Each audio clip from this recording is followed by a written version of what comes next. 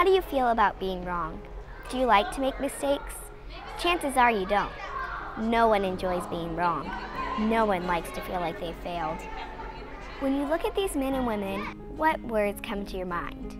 Scientist, genius, creator, thinker, innovator, successful, failure. The word failure probably caught you off guard, didn't it? But the truth is, these great thinkers explored and failed many times before they succeeded. Nancy Houston explains why it's important that kids understand this. I don't know of anyone that has ever achieved a lot in their life that has not taken some risks. And we've just got to make children know from a very early age that it is okay to be wrong. Because without being wrong several times, then you won't ever have a chance to be right. Mrs. Houston is right, and that's what makes learning so hard. Being curious, exploring, and making mistakes are a natural part of learning. We might be born as curious thinkers, but we aren't born understanding how to handle failure. Mrs. Bemis is helping a group of 5-year-olds get ready for a science and art investigation. Listen to what she says to them. Oops, and making mistakes, right? And how all people that are thinking are going to make mistakes, right? If you're making a mistake, it means you're just learning. Wait, what? I like that. And get this, she doesn't just say it in the beginning, she follows up with it later. Listen to what she asks this boy after he's made a mistake. Oh, so what did you learn from that when you made that mistake? I learned that to be careful and make sure that there's no more inside one another. Okay. Mrs. Bemis knew that exploration was going to be fun, but she also knew that it was going to be challenging. She started the investigation by letting kids know up front that she expected them to make mistakes.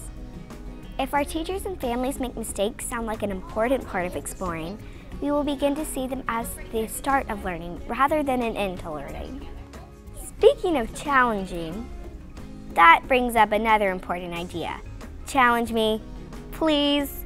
I may not always like it, but I need it. Anything worth doing in my life is going to be hard at times.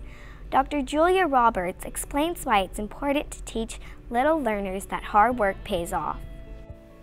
It is very important for children to face challenge in what they do at home and at school. If everything is easy, then there's no opportunity to develop a good work ethic, to be diligent, to persist, and those are life skills that are critically important for anyone who does well. Another thing you can do to help me continue as a learner is explore with me. Be prepared to see me make mistakes. What's even better is to let me see you work through your mistakes. Beth Schaefer will share a little more about this idea. And the biggest thing I see and that I'm guilty of is saying no and putting limits out there. And sometimes I think they're safety limits. I don't want them to get hurt. I don't want them to be disappointed. But allowing and giving children permission to explore, to make mistakes. If we don't make mistakes, we don't learn. To support those mistakes, to see them let us making mistakes and overcoming those mistakes. If I see you struggle through challenges and figure things out, that speaks louder than words. On the other hand, if I never see you make a mistake, I begin to feel that mistakes are wrong, embarrassing, something to be avoided. This can lead to something called perfectionism. A child who is a severe perfectionist is one who often will stop trying because they're afraid they won't be perfect. Working with children to recognize that none of us is perfect, but rather all of us make mistakes, and what do we do to recover from a mistake and make it into something that we learn from is very valuable. So how do we keep from getting so hung up on being right? How can you help us learn to persevere?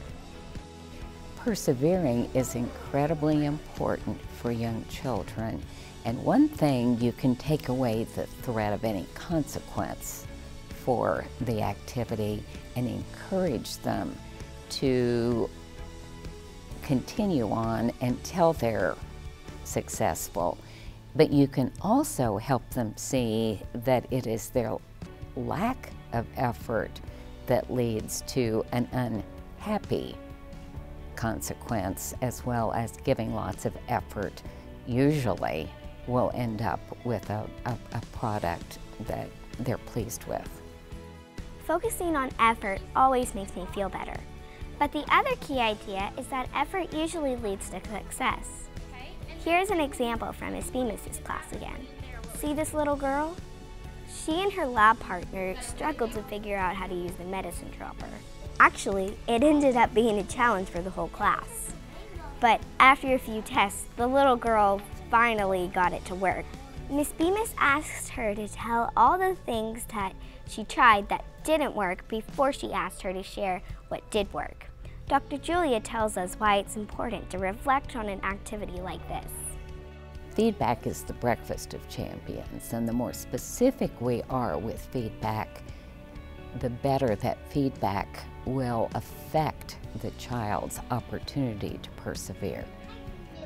Acknowledging how my effort led to success makes me realize that mistakes and frustration are just part of success. I see that the perseverance paid off. No one can be right all the time. John Hershey said, "Learning starts with the first failure. The first failure is the beginning of education." Teach your little learner how to learn from mistakes, and he or she just may become the next great innovator.